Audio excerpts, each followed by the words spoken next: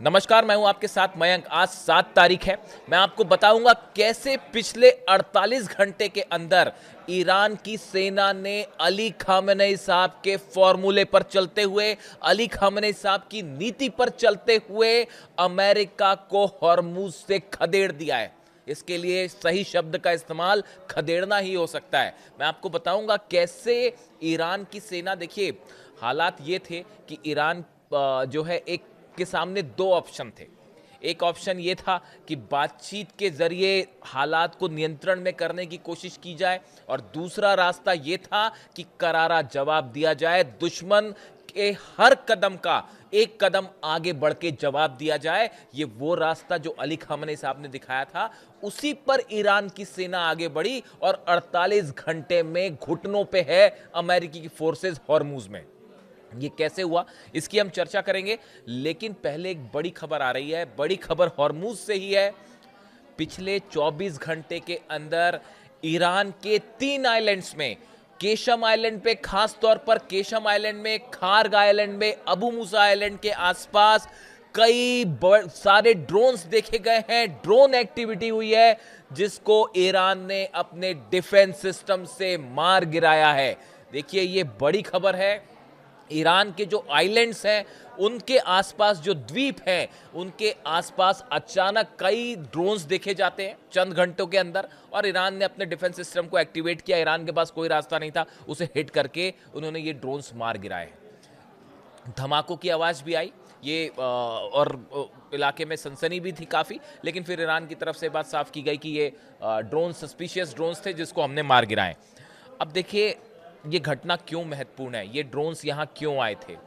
कुछ दिनों पहले की बात है, तेहरान में इस तरह के आपने देखे होंगे। तेहरान में कई ड्रोन्स एंटर किए थे। ईरान की कई जगह पर जो लैंड है, वहाँ पर कई ड्रोन्स अंदर आए, जिसे भी ईरान ने मार गिराया।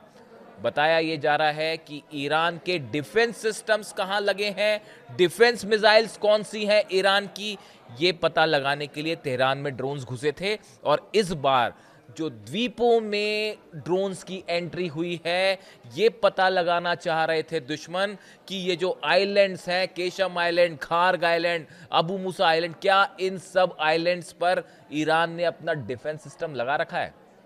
जवाब है हाँ, लगा रखा है। जितने ड्रोन्स आए थे सब के सब तबाह हुए हैं। अब जिसको पता, देखिए ईरान की पॉलिसी में कैसे बड़ा शिफ्ट आया है और कैसे मैं अली खामेनेई साहब को इससे जोड़ के देख रहा हूं। आप इस बात को देखिए, आप पिछले 48 घंटे में नजर डालिए कि क्या क्या डेवलपमेंट होते हैं। पिछले 3 दिन पकड़ लीजिए, खबरें ये आती हैं कि जो प्रस्ताव ईरान ने भेजा था, अभी की बात नहीं कर रहा हूं मैं, 3 दिन पहले की बात कर रहा हूं, ईरान की तरफ से जो प्रस्ताव आया उसको डोनाल्ड ट्रंप ने मना कर दिया, मानने से अस्वीकार कर दिया, और ये कह दिया कि अब जो है वो हॉर्मुज में हम अपना ऑपरेशन चलाएंगे और हम एस्कॉर्ट करके जहाज़ों को बाहर निकालेंगे। यानी अमेरिका के जहाज़ आगे बढ़ने शुरू हो गए हॉर्मुज की तरफ। खबरें ये आने लगी कि इजराइल और यूएई मिलकर बड़ा हमला करने वाले हैं और जहाज रिफ्यूलिंग जेट्स पहुंचने शुरू हो गए। F-35 का मूवमेंट हो गया, F-22 का मूवमेंट हो गया, तमाम जो है पेट्रियट और थाट सिस्टम पहुंचने लगे, और जहां जाने कितने टन हथियार इजराइल पहुंच गए। इन हालात में ईरान के सामने ये ऑप्शन था कि अब इसका जवाब कैसे दिया जाए। एक तरफ सीज फायर चल रहा है, काफी मंथन हुआ, बताया जाता है ईरान की सिक्योरिटी काउंसिल की बैठक हुई और उस बैठक में यह फैसला लिया गया कि अब अमेरिका को उसके हर किए का, इजराइल को उसके हर किए का, इसके पहले कि दुश्मन कोई कदम उठाए, एक कदम आगे बढ़ के जवाब दिया जाए। ये वो पॉलिसी है जो अली खामेनेई साहब ने अपनी सेना के लिए तय की थी कि दुश्मन जो भी हमला करता है, आपको अगर इस बात के लिए आप निश्चित हो जाते हैं कि हमला होने वाला है, आप पहले ही जवाब दे दीजिए उसको, और या फिर अगर हमला होता है तो उसको उसी की भाषा में करारा जवाब दीजिए। यानी एग्रेसिव अप्रोच रखिए, दुश्मन से दब के रहने की जरूरत नहीं है, उसको तुरंत रिप्लाई करिए। नतीजा क्या था, अमेरिका के जो शिप जो एस्कॉर्ट करने के लिए अंदर आए थे, उस पे अबू मेहदी मिसाइल्स मारी गई हैं। देखिए, आपको तमाम दुनिया भर की खबरें मिलेंगी, इस तरह के दावे होंगे कि नहीं नहीं, कोई मिसाइल हिट नहीं हुई और वो तो आसपास ही बस वार्निंग शॉट था। कौन सा देश ये स्वीकार करेगा कि ईरान की अबू मेहदी मिसाइल्स ने वॉरशिप पे जो है वो सीधा अटैक किया? जो इंफॉर्मेशन मेरे मुताबिक है, ईरान के वॉरशिप को सीधा डैमेज हुआ है, अबू मेहदी मिसाइल ने हिट किया है। देखिए, कई मिसाइल्स फायर हुई थी, उसमें से हो सकता है कि कुछ वार्निंग शॉट्स भी हो, लेकिन एक मिसाइल ने अमेरिका के 2 जहाजों को हिट किया और एक एक मिसाइल ने दोनों को हिट किया और 2 जहाज वहां पर क्षतिग्रस्त हुए। कितना नुकसान हुआ वो पता नहीं, लेकिन ये देखिए, इस बात को सेंटकॉम कभी कबूल नहीं करेगा। वो तो जेरल्ड फोर्ड में जब आग लगी थी तो क्या कबूल कर लिया था कि वो अंडर वाटर ड्रोन ने हिट किया था? नहीं किया था, लेकिन आग लगी ना, गया था वहां से वापस। तो देखिए, खबर ये थी कि 2 शिप्स को वाकई हिट किया ईरान ने। उसके बाद आप देखिए, एक रिफ्यूलिंग जेट रडार से गायब हो जाता है। हॉर्मुज में ईरान के एयर स्पेस के पास आप जो है 3 घंटे से एक जहाज घुमा रहे थे, रिफ्यूलिंग जेट। ईरान की तरफ से वार्निंग आई, नहीं माना, ईरान ने अपना डिफेंस सिस्टम फायर किया और प्लेन रडार से गायब हो गया। अब आप हिसाब लगाते रहिए कि प्लेन कहां गया। 2 टेक ऑफ भी किए कतर से हेलीकॉप्टर बचाने के लिए, मुझे नहीं पता वो प्लेन कहां गया। वो जो भी खबर आई हो उसके बाद आप देखिए, खबरें लगातार आ रही थी, इजराइल और यूएई की तरफ से बड़ी स्ट्राइक हो सकती है ईरान पे। ये डिफेंस इंडस्ट्री से और खुफिया एजेंसी से जुड़े जो लोग हैं वो सब इस बात का स्पेकुलेशन कर रहे थे कि हो सकता है अमेरिका इस बार हमला ना करे और यूएई और शायद इजराइल जो है किसी रूप में संयुक्त रूप से शामिल हो सकते हैं। ऐसी आशंकाएं जताई जा रही थी। क्या हुआ नतीजा? इसके पहले कि इधर से हमला होता, फुजेरा में 2 ऑयल डिपो पे दनादन मिसाइल्स गिरी हैं, 15 मिसाइल्स मारी गई और ड्रोन्स मारे गए। ईरान ने समझा दिया, देखिए ऐसा है, अगर आप ये ख्याली पुलाव में है कि किसी तरह का आप हमला कर देंगे तो पिछली बार से ज्यादा करारा जवाब मिलेगा। अरब का एक भी तेल का कुआं नहीं छोड़ा जाएगा और उसके अलावा जितनी आईटी इंडस्ट्रीज हैं वो फिर जलेंगी। और जैसे पिछली बार अमेरिका के बेसिस उड़े, इस बार अरब के तेल के कुएं निशाने पर हैं। और इस बात को पुतिन की तरफ से हरी झंडी थी। आप खुद सोचिए इस बात को कि ईरान क्या इन हालात में, जहां पूरी दुनिया की इकोनॉमी का स्टेक है हॉर्मुज में, क्या पुतिन की परमिशन के बिना, या परमिशन शब्द सही नहीं होगा, उनको कंसल्ट किए बिना क्या ईरान हमला करेगा? क्या चीन से कंसल्ट किए बिना, उनकी राय लिए बिना हमला करेगा? कतई नहीं करेगा। ईरान की तरफ से जो दागी गई मिसाइलें, चाहे यूएई पे दागी गई हैं, चाहे ड्रोन्स फायर किए गए, अमेरिका के जहाजों पर हमला किया गया, प्लेन्स पर हमला किया गया, सब की सब पुतिन और जिनपिंग के परमिशन से किया गया। बल्कि इन्होंने कहा तो यह भी जा रहा है कि पुतिन की तरफ से कहा गया कि हिट करिए। इस तरह की भी दावे सोशल मीडिया पे मिल जाएंगे आपको। आप याद रखिए, फिर से रिपीट करता हूं मैं, रूस के ऑयल रिफाइनरीज पे जबरदस्त हमले हो रहे हैं यूक्रेन की तरफ से। रूस के जो तेल की ठिकाने जल रहे हैं, तो आपसे जो ऑयल रिफाइनरी है, 4 बार हमला हो चुका है उस पर। हर आदमी इस बात को समझता है, जो जरा भी आप अगर समझ रख रहे हैं कि ये यूक्रेन ने हमले अचानक बढ़ा दिए हैं, ये डोनाल्ड ट्रंप के कहने पर हो रहा है, अमेरिका के कहने पर हो रहा है, ऐसा कई एक्सपर्ट्स अपनी राय रखते हैं। उसका नतीजा था कि ये मैसेज दिया गया था कि अगर ये ऑयल पे आग लगाने का खेल करेंगे आप, तो अरब का एक भी ऑयल का जो है ठिकाना फिर नहीं बचेगा।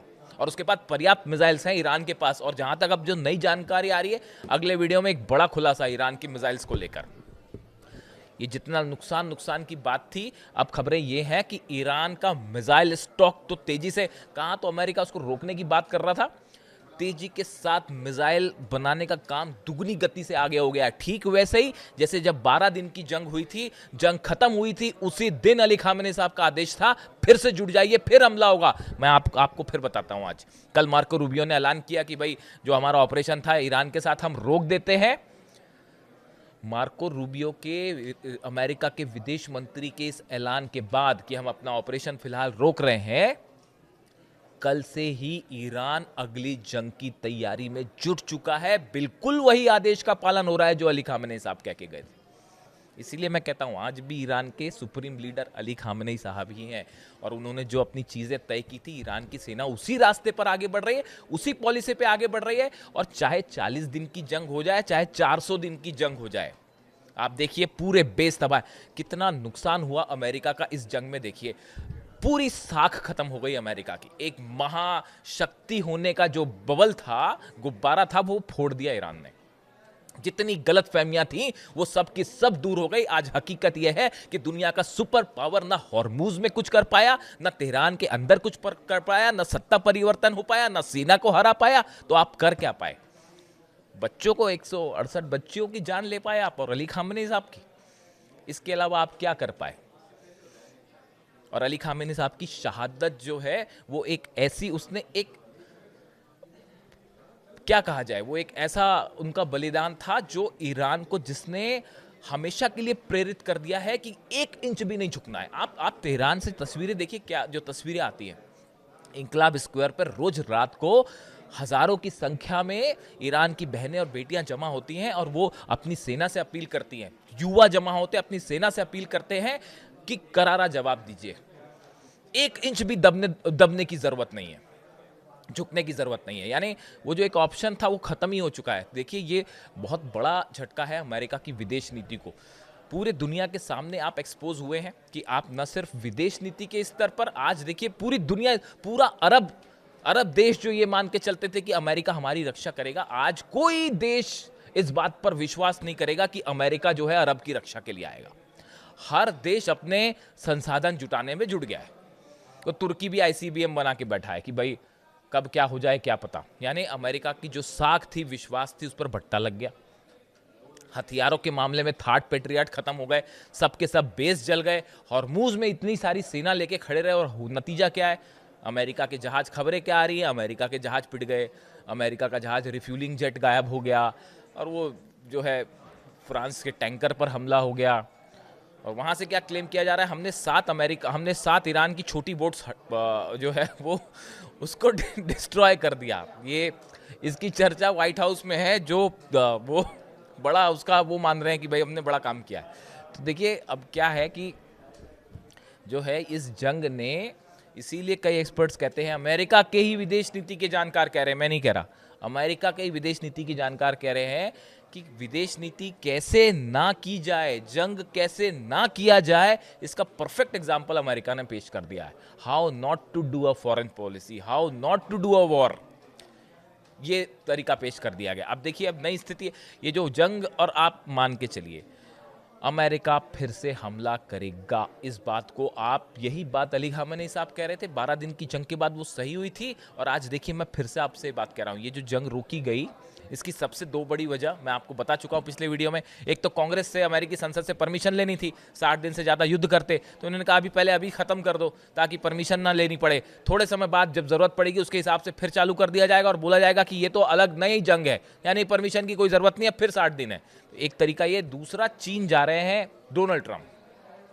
अब्बास अराक्ची साहब वहां गए, एक बढ़िया रणनीति तैयार हुई है कि क्या करना है हॉर्मुज का, चाइना के साथ और पुतिन के साथ मिलके ईरान की। अब डोनाल्ड ट्रंप जा रहे हैं चाइना, और वो ये चाह रहे थे कि उनके चीन जाने के पहले ये हॉर्मुज वाला टेंशन खत्म हो, वरना चीन के साथ होने वाली सारी डील्स जो है वो फेल हो जाएंगी, वो मुश्किल में फंस जाएंगी। इसलिए डोनाल्ड ट्रंप ये नहीं चाह रहे थे कि चीन के साथ जो है वो विजिट खतरे में पड़ जाए या वो मामला खराब हो जाए। इसलिए भी यहाँ पर ये इस तरह का जो मार्को रूबियो ने कल अनाउंसमेंट किया। लेकिन आपने सुना होगा अमेरिका के विदेश मंत्री क्या कह रहे हैं, वो ये कह रहे हैं कि हम अब यूरेनियम पर बात करेंगे, हम न्यूक्लियर डील पर बात करेंगे। और एक और नया ऑप्शन दे दिया उन्होंने कि ऐसे भी कई देश हैं जो खुद यूरेनियम एनरिचमेंट नहीं करते, वो दूसरे देश से यूरेनियम लेके अपने बिजली के कारखाने चलाते हैं। ऐसा है। इस सब बातों के लिए ईरान ने साफ कर दिया है कि हमारे यूरेनियम पर कोई चर्चा नहीं होगी, हमारे वैज्ञानिकों ने बनाया उस पर कोई बात नहीं होगी, न्यूक्लियर प्रोग्राम भी हम अपना जारी रखेंगे। ईरान उस पर बात करने को ही तैयार नहीं। तो ऐसे सूरत में कैसे समझौता हो जाएगा, कैसे डील हो जाएगी, और कब तक वो डील चल जाएगी? ऑब्वियस सी बात है, यही विजन था अली खामनेई साहब का, ताकि वो बिल्कुल सुप्रीम लीडर तो थे, वो ईरान के सुप्रीम लीडर थे, रिलीजियस लीडर थे। लेकिन मैं आपको बताऊं, मैंने जो है दुनिया भर के तमाम वॉर एक्सपर्ट्स के बारे में जानकारी हासिल की, उनके स्ट्रैटेजी, उनके जैसा क्लियर विजन आपको बहुत कम लोगों में मिलेगा। He was so clear about his purpose कि मुझे आगे क्या करना है, ईरान को क्या करना चाहिए, ईरान का दुश्मन कौन है, ईरान को किससे दोस्ती करनी, बड़ा क्लियर विजन था उनका। और यही वजह है कि आज ईरान, देखिए नुकसान हुआ ईरान को, ईरान ने कुर्बानियां दी, इसमें कोई दो राय नहीं है। तमाम साइंटिस्ट शहीद हुए हैं, सैनिक शहीद हुए, कमांडर शहीद हुए। लेकिन आज हकीकत यह है कि अली खामनेई साहब का ईरान डोनाल्ड ट्रंप पे भारी पड़ गया है। अब देखिए नए जो डेवलपमेंट है उसके हिसाब से इस बात पर नज़र रखनी होगी कि चीन के साथ क्या बात हुई है ईरान की, डोनाल्ड ट्रंप का अगला कदम क्या होगा, और क्या जो ब्लॉकेड है, जो वॉरशिप्स है, वो अभी भी मौजूद हैं। इसके अलावा देखिए एक बड़ी खबर ये भी है, कल कई जगह चर्चा थी अमेरिका के अखबारों में कि अमेरिका इजराइल के साथ मिलकर एक बड़े जंग की तैयारी में जुटा हुआ है। भले ये दावे होते रहे कि वॉर ख़त्म हो गया है और जो है वो अब हम टॉक्स करेंगे, लेकिन हकीकत ये है बड़े जंग की तैयारी में जुटा हुआ है अमेरिका और इजराइल। और देखिए ये जंग ख़त्म हो जाए तो इजराइल का तो मकसद ही शायद फेल हो जाए, इसलिए अभी नेतन्याहू चुप हैं। लेकिन ये शांति बड़ी ऊपरी दिखाई दे रही है, ज़मीन के अंदर असली में आग अभी वैसे ही जल रही है और इंतज़ार हो रहा है सही मौके का। जो भी अपडेट होगा आप तक पहुंचाऊंगा। वीडियो कैसा लगा ज़रूर बताइए कमेंट करके। Thank you so much.